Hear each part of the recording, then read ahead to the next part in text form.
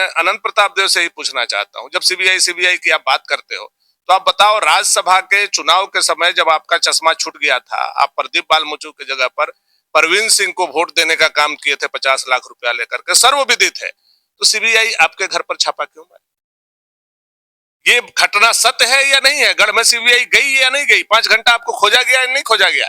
आप जाकर के डुमरसोता में छुप गए थे कि नहीं छुप गए थे? इसका जवाब दो। अब ये अलग बात है कि चूंकि सरकार आपकी थी, आपने चीजों को मैनेज कर लिया, नहीं तो आप भी आज हमारे तरह आरोपी होते हैं।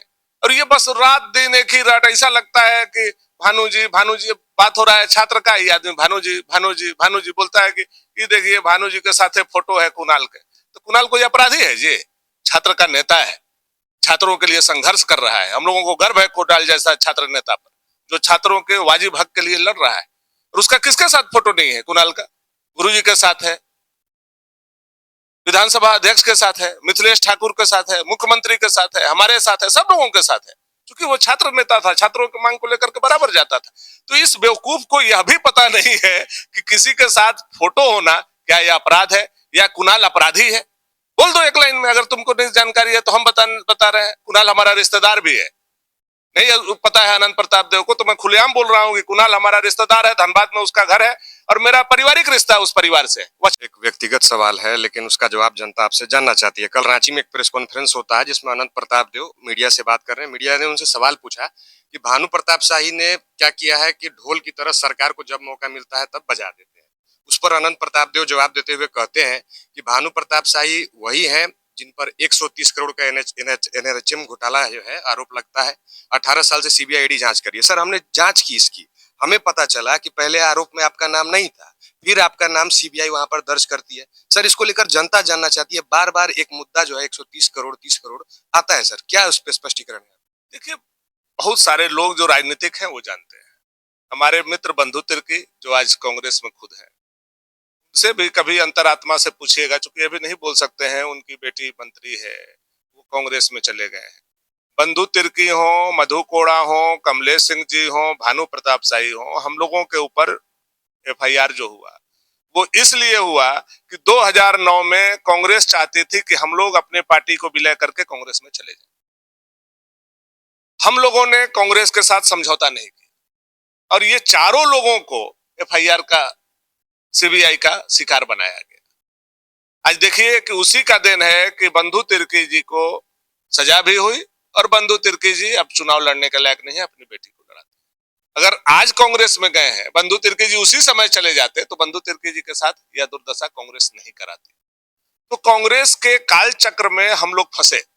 इस बात को जितने भी राजनीतिक और पॉलिटिकल पंडित हैं, सारे लोग इस बात को जानते हैं कि कांग्रेस उस समय हम लोगों को लेना चाहती थी, हम लोगों ने डिनाई किया, इसलिए हम लोगों पर विभिन्न तरह के आरोप लगा करके, चूंकि केंद्र में उनकी सरकार थी, मनमोहन सिंह जी प्रधानमंत्री थे, सोनिया गांधी जी का प्रकोप बहुत ज्यादा था, यहाँ प्रदीप बालमुचु और तरह तरह के लोग हुआ करते थे और उन लोगों के षड्यंत्र में हम लोगों को फंसाने का काम किया।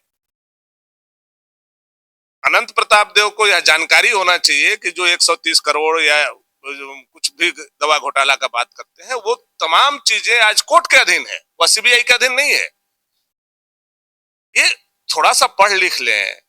यह बेवकूफी का परिचय क्यों देते हैं? वह केवल आपकी बेइज्जती नहीं है, भवनाथपुर के 5 लाख जनता का बेइज्जती है।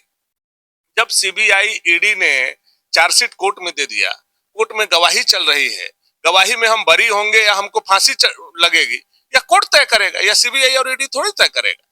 अगर मैं अब तक दोषी होता तो बंधु तिर्की की तरह हमको भी फांसी दे दिया गया होता, हमको भी डिबार कर दिया गया होता, हमको भी सजा दे दी गई होती।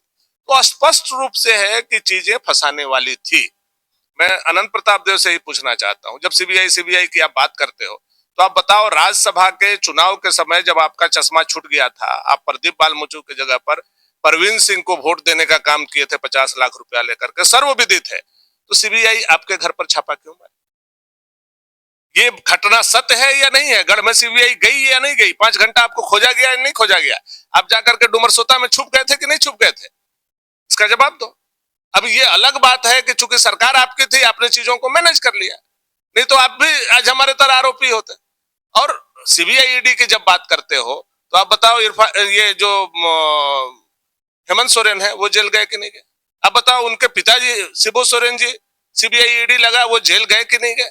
आप बताओ देश का कोई ऐसा नेता है जो बचा है इन चीजों से? आपके राहुल गांधी, इवन राहुल गांधी पर ईडी और सीबीआई का केस चल रहा है। तो आप केस को आधार बना करके किसी निर्दोष को, निरपराध को विक्टिम अगर बनाओगे तो उसका लिस्ट बनाओ। राहुल गांधी से शुरू करो और तब भानु प्रताप शाही के पास लाओ। हेमंत सोरेन से शुरू करो तब भानु प्रताप शाही के पास लाओ। इनके सारे लोग दागी हैं और ये बस रात दिन एक ही रट। ऐसा लगता है कि भानु जी बात हो रहा है, छात्र का ही आदमी भानु जी बोलता है कि ये देखिए भानु जी के साथ फोटो है कुणाल के। तो कुणाल कोई अपराधी है? ये छात्र का नेता है, छात्रों के लिए संघर्ष कर रहा है। हम लोगों को गर्व है कोडाल जैसा छात्र नेता पर, जो छात्रों के वाजिब हक के लिए लड़ रहा है। और उसका किसके साथ फोटो नहीं है? कुणाल का गुरुजी के साथ है, विधानसभा अध्यक्ष के साथ है, मिथिलेश ठाकुर के साथ है, मुख्यमंत्री के साथ है, हमारे साथ है, सब लोगों के साथ है। क्योंकि वो छात्र नेता था, छात्रों की मांग को लेकर के बराबर जाता था। तो इस बेवकूफ को यह भी पता नहीं है कि किसी के साथ फोटो होना क्या यह अपराध है या कुणाल अपराधी है। बोल दो एक लाइन में, अगर तुमको नहीं जानकारी है तो हम बता रहे हैं। कुणाल हमारा रिश्तेदार भी है। नहीं पता है अनंत प्रताप देव को तो मैं खुलेआम बोल रहा हूँ कि कुणाल हमारा रिश्तेदार है, धनबाद में उसका घर है और मेरा पारिवारिक रिश्ता है उस परिवार से। वह क्षत्रिय समाज का है, मेरा परिवार का है। अब कहिएगा रिश्तेदार हमारे पास बैठ गए तो कहां बैठेगा? रिश्तेदार तुम्हारे पास बैठेगा? तुम्हारा हितनाथ हमारे पास बैठ रहा है तो हमारा हितनाथ तुम्हारे पास बैठेगा? तुम तो इसी फकलोल हो जी। बात पे खुलासा कर ही देते हैं। एक वीडियो में आखिरी में उन्होंने आरोप लगाया